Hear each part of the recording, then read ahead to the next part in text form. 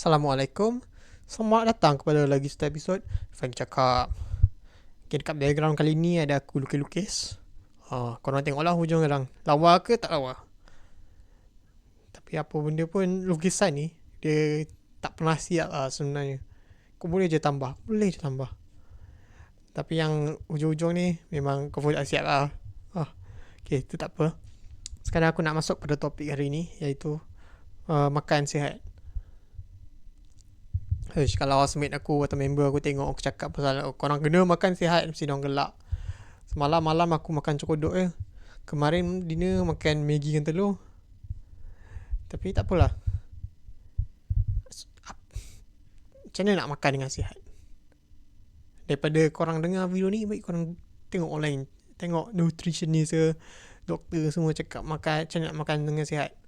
Sebab aku bukan tahu banyak pun. Tapi tak apalah, aku nak cakap sikit lah. Makan sayur. Kebanyakan orang yang Kebanyakan orang tak kucing aku lah sebenarnya. So, aku cakap pasal aku. Video ni sebenarnya aku nak cakap pasal pemakanan aku yang tak sihat je. Itu dia point dia. Aku kekurangan sayur aku rasa dalam diet aku. Dari segi macam protein, karbohidrat semua tu okey je. Dan masalah yang aku hadapi sebab kurang makan sayur, macam setahun ada lah 2-3 kali dia berdarah. Bila aku berak berdarah, sakit kat nak berak tau. Dan bila jadi macam tu, dia terus aku beli satu plastik penuh dengan lobak. Makan. Beli benda hijau, makan.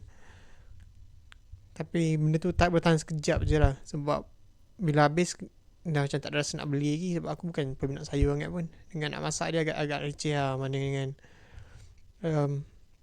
dengan protein kan, macam daging atau ayam.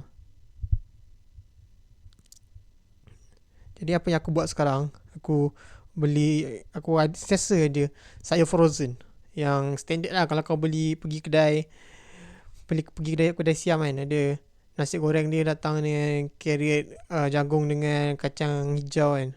Kacang hijau orang panggil, tak tahu lah. Peas. Benda tu lah aku ada dalam freezer. Contoh, jadi breakfast malam aku makan sikit.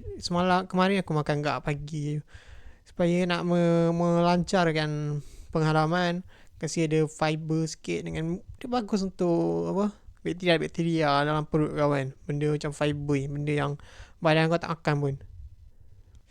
Jadi lepas tu lagi satu aku nak cakap, yang aku ada berak darah tu kan, tu yang aku nampak kesan buruk yang aku nampak sekarang tau.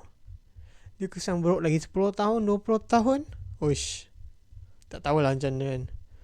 Jadi aku harap lah satu hari nanti aku macam lagi bersemangat untuk makan dengan lebih sihat. Aku tak macam kedekut sangat lah nak beli benda yang nampak sihat dekat supermarket. Antara sebab aku tak makan sayur kan, dia sebab harga lah basically. Sebab sekarang boleh kata macam bajet sayur bulanan aku, boleh kata kosong lah. Sebab satu paket sayur frozen tu tahan 2-3 bulan. Kalau tak, dia kena sama banyak dengan bajet telur, daging. Agak banyak lah kan. Dia taklah banyak, mampu tu mampu lah. Cuma aku ni kedekut lah nak menabung lah, nak itu lah kan. Tapi tak apalah.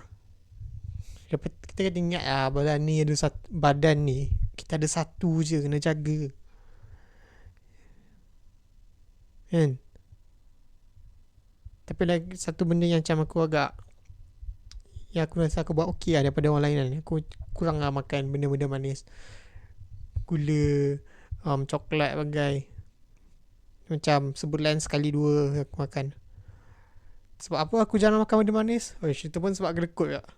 Sebab iyalah tengok harga coklat mahal mat. $10 dapat satu bar. Kalau half price $5 mahal agak tau. Tapi iyalah, okey sekali-sekala. Kalau macam rasa nak makan tu, aku boleh lah beli sekali. Bila pergi supermarket tu aku beli je lah 1 bar 2 bar. Aku pergi supermarket macam sekali seminggu, 2 minggu sekali, atau 2 minggu setengah sekali. Beli coklat, beli apa nama tu, krepek-krepek kan yang kurang sihat. Lepas tu dalam 2-3 hari habis lah. Lepas tu dah ada 2 minggu tak makan, 3 minggu tak makan. Jadi macam tu lah. Itu part yang aku rasa aku buat better. Aku buat better daripada kebanyakan orang lah. Kurang makan junk food atas dasar kedekut. Jadi kedekut ni walaupun dia buat aku kedekut boleh sayur, tapi dia buat aku kedekut boleh junk food juga. Yang mana bagus dia mengurangkan probability lah untuk aku dapat kencing manis pada masa hadapan. Sebab saudara aku ada lah beberapa yang ada kencing manis. Jadi aku rasa aku pun sebenarnya agak berisiko untuk dapat kencing manis. Okay. Jadi apa ke mana lagi aku nak cakap ni lah. Tak ada idea dah. Terima kasih kerana mendengar. Jumpa lagi minggu depan. Assalamualaikum.